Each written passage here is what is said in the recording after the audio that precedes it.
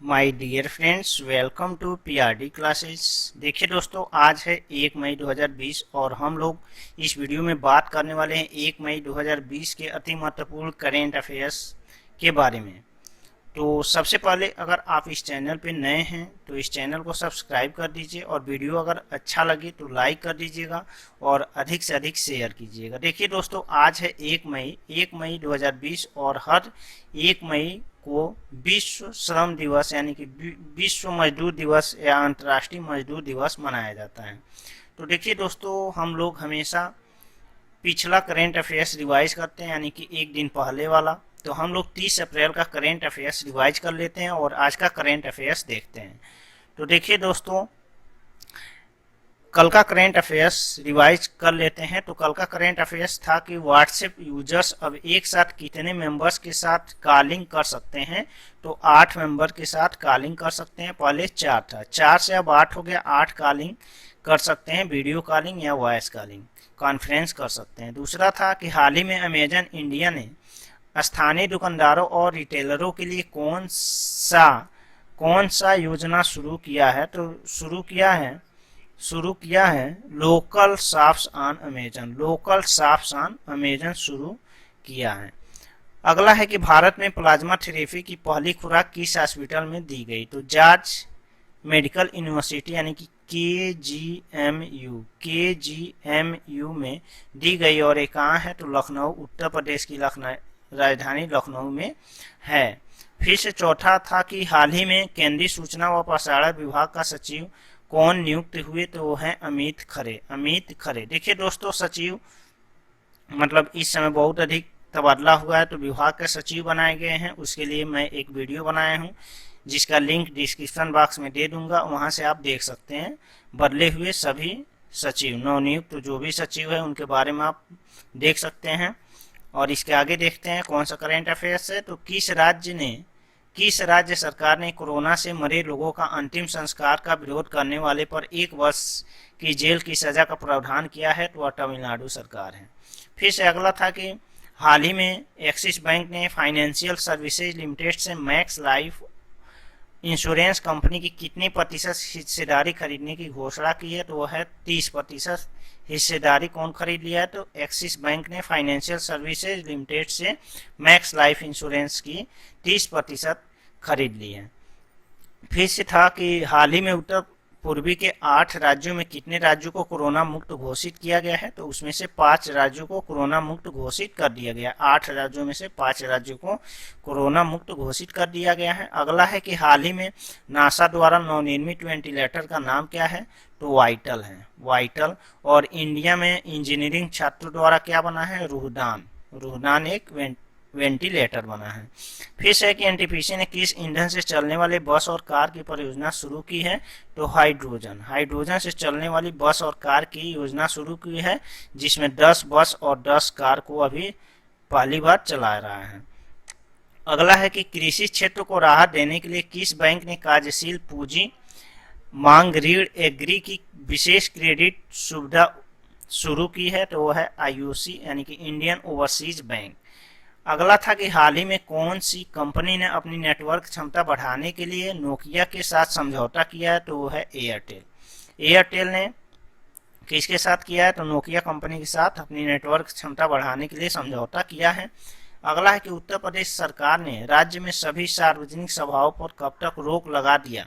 तो 30 जून तक उत्तर प्रदेश के मुख्यमंत्री योगी आदित्यनाथ ने सभी सार्वजनिक सभाओं पर रोक लगा दिया है। आंध्र प्रदेश, अगला करेंट अफेयर्स था कि आंध्र प्रदेश ने कोरोना वायरस से ठीक होने वाले प्रत्येक मरीज को कितना रुपया देने की घोषणा की है। तो 2000 रुपया। जो मरीज कोरोना की वायरस से ठीक हो जाएंगे उनको 2000 रुपया दिया जाएगा। अगला था कि हाल ही में ऑस्ट्रेलिया ने कौन सा corona virus tracking mobile app launch किया है। तो वह किया है कोविड सेफ। अब देखते हैं अगला प्रश्न। तो अगला था कि हाल ही में जरीना हाशमी का 83 वर्ष की उम्र में निधन हो गया। वे क्या थी। तो एक शिल्पकार और पेंटर दोनों थी। और ये लास्ट था कि अमेरिका की कैलिफोर्निया यूनिवर्सिटी के शोधकर्ताओं ने कोरोना वायरस की जांच के लिए एक किट बनाया है जो महज 45 मिनट में अपनी रिपोर्ट देगा। उसका नाम क्या है? तो वो है SARS-CoV-2 डिटेक्टर, SARS-CoV-2 डिटेक्टर। अब देख लेते हैं आज का करेंट अफेयर्स। तो आज का करेंट अफेयर्स है कि हाल ही में भारत सरकार ने अंतर्राष्ट्रीय वित्तीय सेवा केंद्र प्राधिकरण की स्थापना की। इसका मुख्यालय कहाँ है? तो इसका मुख्यालय है गुजरात का गांधीनगर में ये बनाया गया है। अब देख लेते हैं है क्या, इसके बारे में देख लेते हैं। तो देखिए, उद्देश्य भारत में अंतर्राष्ट्रीय वित्तीय सेवा केंद्रों में वित्तीय बाजारों को विनियमित करेगा। इसका उद्देश्य क्या था? भारत में जो भी अंतर्राष्ट्रीय वित्तीय सेवा केंद्र हैं उनको वित्तीय बाजारों में विनियमित करेगा। इसमें कुल कितने सदस्य होंगे? तो कुल 9 सदस्य होंगे। 9 सदस्य में किस विभाग से होंगे? तो इन सदस्यों का एक अध्यक्ष होगा, वित्त मंत्रालय के 2 सदस्य होंगे और RBI, सेबी, IRDAI, PFRDA के एक सदस्य और खोज समिति के 2 सदस्य इसमें शामिल होंगे। देखते हैं अगला करेंट अफेयर्स। तो अगला है कि हाल ही में रॉयल ऑस्ट्रेलियाई वायुसेना द्वारा आयोजित द्विवर्षीय युद्ध अभ्यास रद्द कर दिया गया। उसका नाम क्या है? तो उसका नाम है पिच ब्लैक अभ्यास। पिच ब्लैक अभ्यास है, पिच ब्लैक अभ्यास है। तो ये कितने वर्ष में होता है? 2 वर्ष में एक बार होता है। ये क्वेश्चन यहाँ पे है, 2 वर्ष में ये भी पूछा जाता है। और कहाँ का है? तो ऑस्ट्रेलियाई वायुसेना द्वारा यह अभ्यास किया जाता है। ये देख लेते हैं इसके बारे में। तो ऑस्ट्रेलिया के बारे में देख लेते हैं।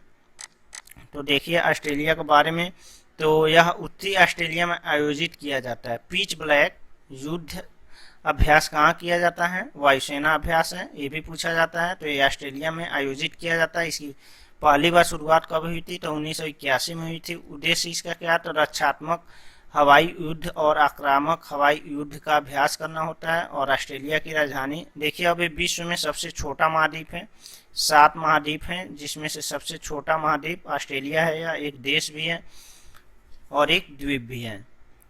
इसकी राजधानी कहाँ है? कैनबरा है और मुद्रा क्या है? ऑस्ट्रेलियाई डॉलर है। अगला है कि ब्रिक्स देशों के विदेश मंत्री कोविड-19 से निपटने के उपायों पर चर्चा वीडियो कॉन्फ्रेंसिंग के माध्यम से करेंगे। इसका मेजबानी कौन कर रहा है? तो इसका मेजबानी कर रहा है रूस। भारत की तरफ से विदेश मंत्री एस जयशंकर इसमें भाग लिए हैं। इसमें ब्रिक्स में कुल कितने देश हैं? तो ब्रिक्स में 5 देश हैं, BRICS, यानी कि ब्राजील। और एक कब बना था? 2009 में बना था। हर देश के पहले कैपिटल से मिलकर यह बना है। तो देखिए यहाँ से B फॉर ब्राजील होता है, R फॉर रूस होता है, I फॉर इंडिया होता है, C फॉर चाइना होता है और S फॉर साउथ अफ्रीका होता है। देखते हैं अगला। तो अगला है कि कोरोना वायरस से संक्रमित मरीजों पर फैविपिराविर दवा के परीक्षण करने वाली देश की पहली कंपनी कौन बन गई? तो यह बन गई है ग्लेनमार्क पहली कंपनी है जो कोरोना की मरीज पर फैविपिराविर दवा का परीक्षण करेगा। अगला है कि हाल ही में अमेरिकी क्रिकेट टीम के हेड कोच कौन नियुक्त किए गए हैं? तो वहाँ के हेड कोच, अमेरिकी क्रिकेट टीम के हेड कोच नियुक्त हुए हैं अरुण कुमार वहाँ के हेड कोच नियुक्त हुए हैं। इनका कार्यकाल कितना है? तो इनका कार्यकाल 2 साल है। इनकी कार्यकाल कितनी है? 2 साल है। और इसके पूर्व हैदराबाद और पुडुचेरी के क्रिकेट टीम के कोच रह चुके थे। अब देखते हैं अगला करेंट अफेयर्स। तो अगला करेंट अफेयर्स है कि हाल ही में विश्व जैव दिवस कब मनाया गया?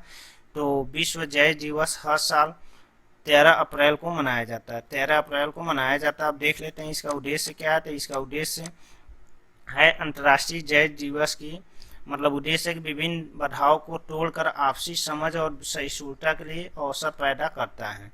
फिर से अंतर्राष्ट्रीय जैव दिवस सबसे पहली बार 30 अप्रैल 2016 को यूनेस्को द्वारा मनाया गया था। आप लोग कमेंट करके बताइए कि यूनेस्को की फुल फॉर्म क्या होती है। यूनेस्को की फुल फॉर्म क्या होती है? अब देखते हैं अगला प्रश्न। तो अगला प्रश्न है कि भारतीय मूल की मनीषा सिंह को आर्थिक सहयोग और विकास संगठन में किस देश ने अगला दूत नियुक्त किया है? ये हैं मनीषा सिंह, भारतीय मूल की हैं।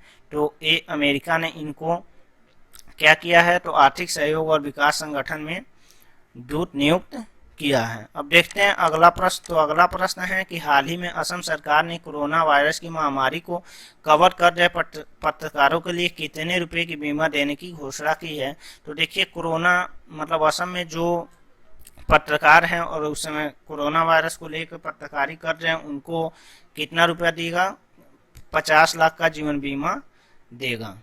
अब देख लीजिए 10 लाख रुपया हरियाणा सरकार देने की घोषणा की है। हरियाणा पत्रकारों को कितना देने की, 10 लाख की जीवन बीमा देने की घोषणा की है। अब देखते हैं असम राज्य के बारे में। तो असम राज्य, ये देखिए असम राज्य यहाँ पे 8 पूर्वी राज्यों में से एक राज्य है, ये असम राज्य है। इसकी सीमा के 2 अंतर्राष्ट्रीय सीमा इसकी लगती है, एक भूटान से एक बांग्लादेश से। ये है बांग्लादेश और इधर यहाँ पे भूटान है। अरुणाचल प्रदेश राज्य से लगता है, अरुणाचल प्रदेश राज्य से लगता है। नागालैंड से लगता है। मणिपुर, मिजोरम, मेघालय से इसकी सीमाएं लगती हैं। इसकी राजधानी कहाँ है, तो दिसपुर है। और यहाँ के राज्यपाल कौन है, तो जगदीश मुखी हैं। और मुख्यमंत्री कौन है, सर्बानंद सोनोवाल हैं। सर्बानंद सोनोवाल यहाँ के मुख्यमंत्री हैं। विश्व का सबसे बड़ा द्वीप माजुली द्वीप इसी राज्य में स्थित है, असम में स्थित है। यहाँ पे कुल जिलों की संख्या कितनी है, 33 है। और कामाख्या मंदिर नीलाचल पर्वत पर स्थित है। बहुत बार पूछा जाता है कामाख्या मंदिर किस राज्य में है, तो असम में है। और किस पर्वत पर है, तो नीलाचल पर्वत पर है। और यहाँ पे एक मेला लगता है अम्बुवाची पर्व, अम्बुवाची पर्व मनाया जाता है और हर साल यहाँ पे मेला भी लगता है। अब देखते हैं अगला प्रश्न। तो अगला प्रश्न है कि बॉलीवुड एक्टर इरफान खान की मृत्यु 54 वर्ष की उम्र में किस बीमारी की वजह से हो गई, तो हो गई न्यूरो एंडोक्राइन ट्यूमर के कारण। एक प्रकार की कैंसर है, इसी से इनकी मृत्यु हो गई।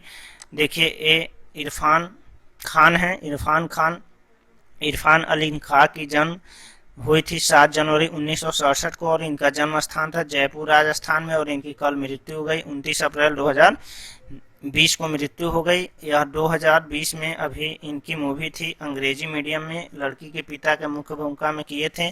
और ये 1992 में जो चाणक्य बनी थी उसमें सेनापति भद्रसाल का भी रोल किए थे।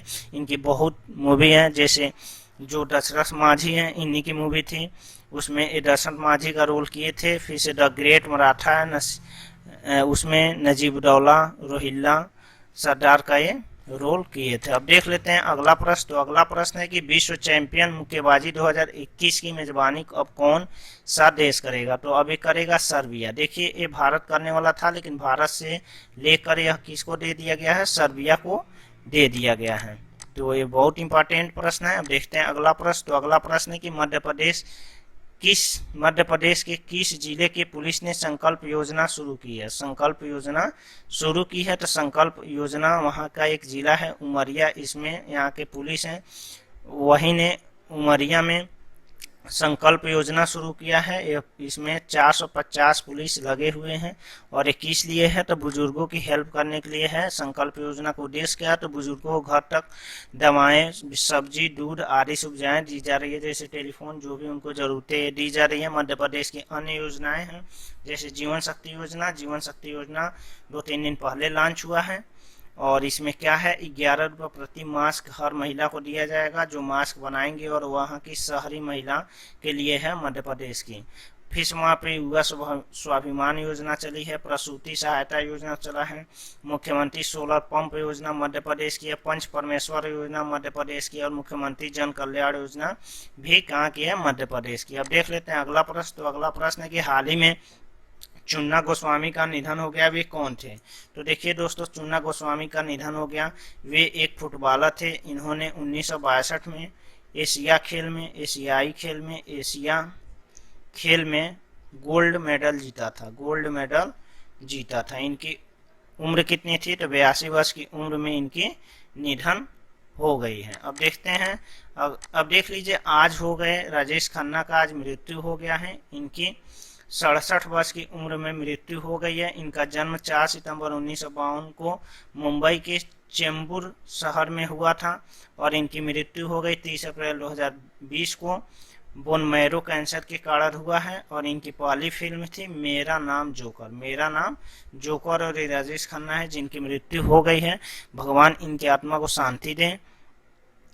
अगर ये आपको वीडियो पसंद आ जाए तो इस चैनल को सब्सक्राइब कर दीजिए और अधिक से अधिक शेयर कीजिए। अगर आपको वीडियो पसंद आए तो एक लाइक कर दीजिएगा। धन्यवाद दोस्तों।